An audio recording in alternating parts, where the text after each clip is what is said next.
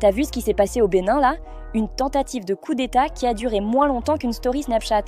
Et bizarrement, les influenceurs panafricanistes qui vivent à l'étranger, eux, ils ont célébré ça comme si c'était la CAN. On vous voit Kémy Séba et Nathalie Yamb. Parce que franchement, dès que ça bouge quelque part, ils sortent le même discours automatique. Alors que les Béninois eux-mêmes étaient au boulot, au marché, en paix. Mais bon, quand tu fais la révolution depuis ton canapé en Europe ou pour d'autres, en Russie, forcément, tout te semble héroïque. Moi, c'est Alia, et je t'explique ça. Ce coup d'État ressemble à un mauvais film. Et c'est là que ça devient sérieux. Parce que ce qui se passe au Bénin peut suivre 3 chemins. Et 2 d'entre eux, on les connaît déjà. Regardons Mali, Burkina, Niger, depuis leur coup d'État. La sécurité ? Catastrophe. Les civils ont payé le prix fort. Les violences ont augmenté. La souveraineté ? Traduction, on chasse un partenaire pour en accueillir un autre, souvent venu du froid. L'économie ? Aide coupée, sanctions, appauvrissement accéléré. Le politique, c'est simple, si tu critiques, tu vas en prison ou tu t'évanouis mystérieusement du débat public. Donc quand j'entends certains influenceurs crier « Oui, c'est la libération !» j'ai envie de dire « Libération de quoi ? Du droit d'avoir du courant ou de l'essence ? Du droit d'être en sécurité ? On joue pas avec les coups d'État, et puis c'est tout.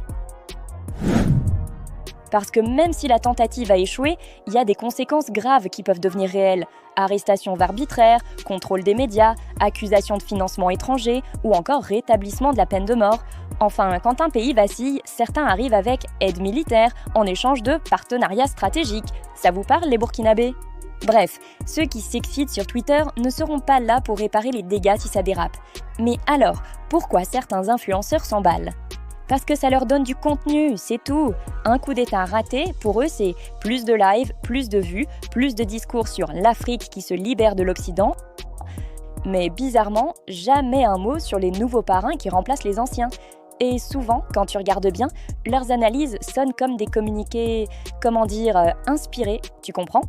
Parce qu'au-delà des panafricanistes en freestyle, il y a des vrais enjeux, notamment répression et mercenaires sortis de nulle part pour assurer la sécurité présidentielle.